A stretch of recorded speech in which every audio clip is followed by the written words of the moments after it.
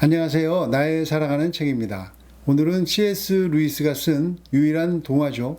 나니아 연대기 시리즈 7권의 책 가운데 첫 이야기인 마법사의 조카를 소개하려고 합니다. 바로 이 책입니다.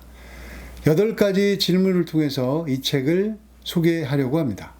책을 읽어보시고 8가지 질문에 대답해 보신다면 더 재미있을 것 같습니다. 책을 읽지 않아도 이해할 수 있도록 이야기를 할 텐데 그래도 책을 읽는다면 더 재미있게 영상을 보실 수 있을 것 같습니다. 제 질문에 제가 답을 한 것이 모두 정답은 아닙니다. 다른 답이 있을 수 있고 다만 이 질문으로 초등학생 아이와 혹은 다른 누구와 책 이야기를 나눠볼 수 있도록 질문하고 대답하는 형식으로 만들어 본 것입니다. 먼저 줄거리를 짧게 요약하면 이렇습니다. 앤드루 외삼촌의 마법으로 영국 런던에서 다른 세상으로 가게 된 디고리와 폴리의 이야기입니다.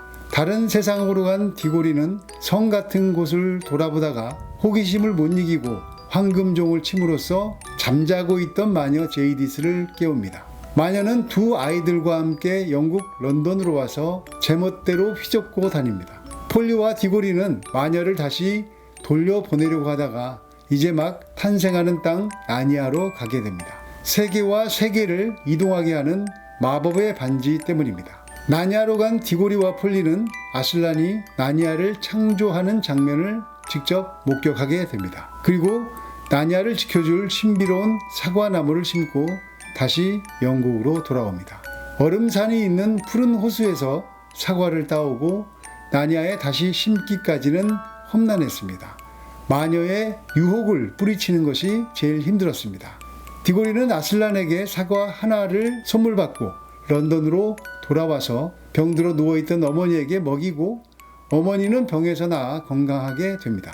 어머니가 먹고 남은 사과 씨앗은 런던에서 자라게 됩니다. 이제 8가지 질문과 대답을 하나씩 하면서 책 이야기를 하겠습니다. 첫 번째 질문, 노랑반지와 초록반지 이야기에서 떠오르는 성경 말씀. 앤드루 외삼촌은 마법을 지닌 2개의 반지를 만들었습니다. 노랑 반지는 숲으로 끌어들이는 힘, 그러니까 원래 있던 자리로 되돌아가려는 성질을 지니고 있습니다.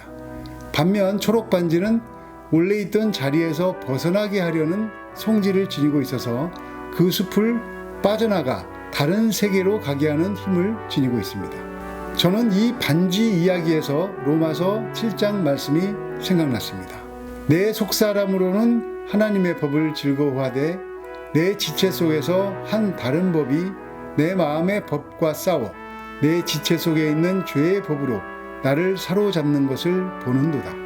노랑 반지는 원래 있던 곳으로 가게 하고 초록 반지는 원래 있던 곳에서 벗어나게 한다는 모티브는 에덴에서 우리를 원래 하나님과 함께 하나님의 형상을 닮아가도록 우리는 지어졌습니다. 하지만 하나님처럼 될 수 있다는 사탄의 유혹에 넘어가서 선악과를 먹게 되고 하나님과 단절되는 절망 속에서 살게 됩니다. 그래서 예수님을 생각하면서 살고 싶어 하지만 실제 우리 마음에는 늘 세상의 좋은 것들, 세상의 염려로 가득해져 버립니다.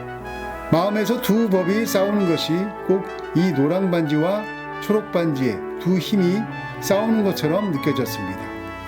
아이들도 예수님을 좋아하고 싶지만 실제로는 재미있게 노는 것을 더 좋아합니다. 어른들도 예수님을 사랑하고 싶다고 말하지만 돈이나 성공이나 좋은 차나 좋은 아파트를 더 좋아하는 것과 비슷합니다. 물론 모두 그렇다는 것은 아닙니다. 모두 만약에 그렇다면 예수님께서 너무 슬퍼하실 것 같습니다. 두 번째 질문. 디고리와 폴리는 예수님을 상징하는 사자 아슬란의 이야기를 알아듣습니다. 다른 말하는 동물의 말도 알아듣습니다. 그런데 외삼촌 앤드루는 아슬란의 말을 전혀 알아듣지 못합니다. 왜 그럴까요? 책에 이런 문장이 있습니다. 앤드루 외삼촌은 속으로 생각했다. 하기야, 사자가 노래는 무슨 노래? 그냥 상상일 뿐이야. 제정신이 아니야. 난 도대체 사자가 노래한다는 소리를 들어본 적이 있냐고. 앤드루 외삼촌은 아슬란의 노래를 그저 으르렁거리는 소리로만 들었다. 이윽고 앤드루 외삼촌은 아무리 듣고 싶어도 그 소리밖에는 들을 수가 없었다. 외삼촌은 자신의 자아가 강했습니다. 그래서 아슬란의 말을 알아듣지 못했습니다. 예수님을 알아보고 예수님을 사랑해야 예수님의 음성이 들리고 그것을 따라가게 됩니다. 그때 그분이 하시는 것을 보는 기쁨도 누리게 됩니다. 그런데 내 생각, 내 고집, 내 선입관, 내 지식, 그것은 정말 예수님의 음성을 알아듣는 것을 많이 방해하는 것 같습니다. 앤드루 외삼촌을 보면 복음이 정말 아무에게나 들리는 것은 아닌 것 같습니다. 적어도 죄를 사랑하는 사람에게는 아무리 소중하고 귀한 말씀이라도 바보 같은 이야기로 들릴 것 같습니다. 세 번째 질문. 디고리는 사과나무에서 열매를 따서 아픈 엄마에게 가져다 주면 낫는다는 사실을 알고 있었습니다. 그럼에도 아슬란이 말한 대로 먼저 나니아로 가서 그 사과를 나니아를 위해 심었습니다. 마녀는 디고리를 유혹합니다. 너는 내가 사랑하는 엄마를 죽게 내버려 둘 거냐? 사과를 나니아가 아니라 엄마에게 갖다 주면 다시 건강해질 거라니까. 이 마녀의 유혹을 디고리는 어떻게 이길 수 있었을까요? 이 장면에서는 저는 히브리서 12장 2절 말씀이 생각났습니다. 믿음의 주요 온전하게 하시는 이인 예수를 바라보자. 디고리가 유혹을 이기게 되는 결정적인 이유는 아슬란이 떠올랐기 때문입니다. 책에는 아슬란의 눈물을 기억했다고 쓰여 있습니다. 디고리는 너무 슬펐고 자기가 옳은 일을 했는지 줄곧 확신이 서지 않았다. 하지만 아슬란의 눈에 맺혔던 빛나는 눈물을 기억하고 나서야 비로소 믿음이 생겼다. 디고리는 사과를 따러 가기 전에 이미 아파서 누워있던 엄마 이야기를 아슬란에게 했습니다. 그리고 엄마를 낫게 할 무엇을 주실 수 없느냐고 묻기도 했습니다. 그 이야기를 듣고 아슬란은 눈물만 흘렸습니다. 마녀의 유혹으로 디고리의 마음이 흔들릴 때 디고리는 아슬란의 그 눈물을 기억했습니다. 그리고 그때 믿음이 생깁니다. 살면서 흔들리고 어려울 때 선하신 예수님을 생각하는 것이 믿음이라고 이야기하는 장면처럼 보였습니다. 네 번째 질문. 마녀는 사과를 훔쳐 먹었습니다. 디고리는 아슬란의 허락을 받고 엄마에게 사과를 먹였습니다. 같은 사과를 먹었는데 결과는 전혀 달랐습니다. 가장 큰 이유는 무엇이었을까요? 아슬란은 이렇게 대답합니다. 이브에 따라 마녀가 사과를 먹었기 때문에 다른 모든 사과가 마녀에게는 공포가 되는 법이다. 잘못된 시간과 잘못된 방법으로 과일을 따먹은 이들에게 벌어지는 일이 바로 그것이다. 마녀는 마음의 욕망을 채웠다. 여신처럼 지치지 않는 힘과 영원한 나날을 갖게 되겠지. 하나, 악한 마음으로 오랫동안 살아가는 것은 불행일 뿐이다. 그 사과를 먹은 자들은 원하는 것을 모두 얻게 되지. 하지만 그렇게 얻은 것을 항상 좋아하지는 않을 것이다. 아슬란님, 마녀는 저더러 사과를 집에 가져가서 엄마한테 드리라고 했어요. 사과가 너희 어머니를 낫게는 할 것이다. 하지만 너와 어머니의 기쁨이 되지는 못했으리라. 너와 함께 어머니가 옛일을 돌이켜보면서 차라리 그 병으로 죽었으면 좋았을 거라고 말할 날이 올 테니까. 훔친 사과로는 그런 일이 벌어졌을 게다. 그러나 이제는 그런 일이 벌어지지 않을 것이다. 지금 기쁨을 선사할 것을 주겠다. 영원한 생명을 주지는 않겠지만 병을 낫게 해줄 것이다. 가거라. 너희 어머니를 위해 저 나무에서 사과를 따거라. 디고리는 사과를 갖고 런던으로 돌아와 엄마에게 먹이고 엄마는 병에서 낫게 됩니다. 그리고 남은 사과를 마당에 심게 되고 그 씨앗이 자라 나중에 커다란 사과나무가 됩니다. 아무리 좋고 아무리 선한 일이라도 예수님 안에서 해야 선한 것입니다. 모든 일의 이유가 예수님 때문이어야 기쁨이고 생명이 된다는 것입니다. 만족함을 모르는 마녀의 영원한 젊음이 과연 기쁨이라고 할 수 있을까요? 그래서 성공은 때로 저주가 되고 실패는 때로 축복이 되기도 합니다. 성공과 실패는 세상의 기준, 세상의 가치로 볼 때 그렇습니다. 믿음의 사람에게 기준은 내가 예수님 안에 있느냐, 예수님 밖에 있느냐가 되겠죠.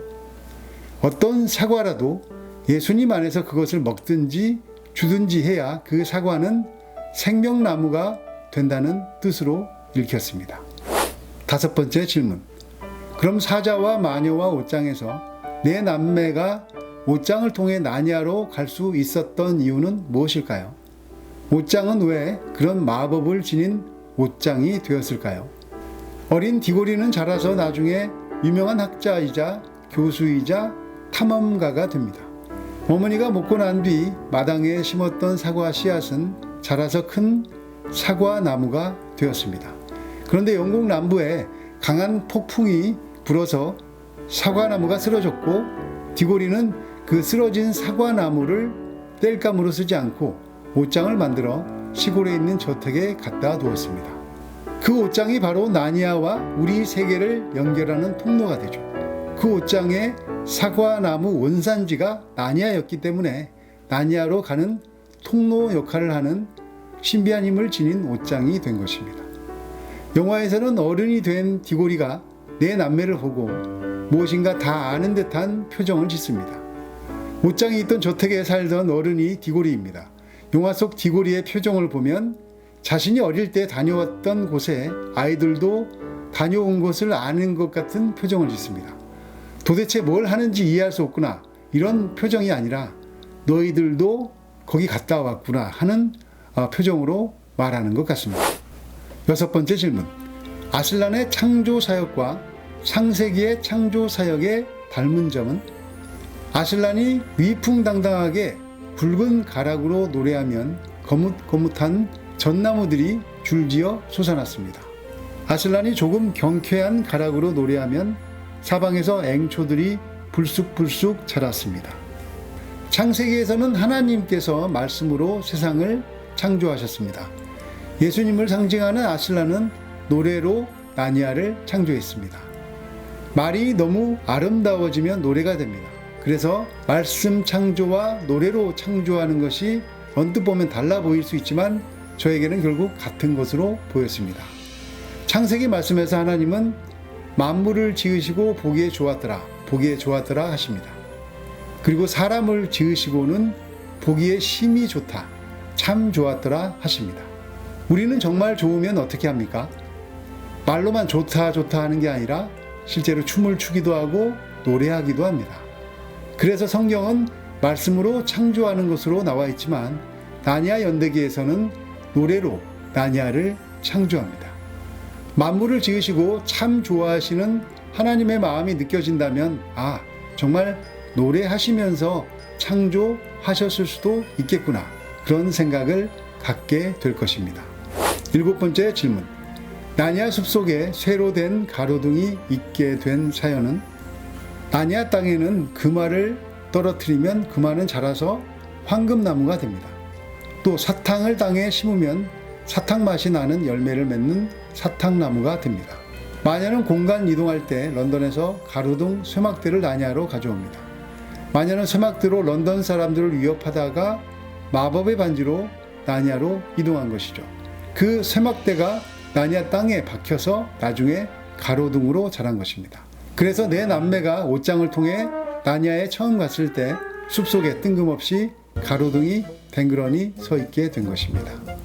1편 마법사의 조카를 읽지 않고 그냥 영화를 먼저 보면 그냥 가로등이 있구나 하겠지만 책을 읽고 영화를 보면 마녀가 가져온 쇠막대가 자라서 가로등이 됐구나 하게 될 것입니다.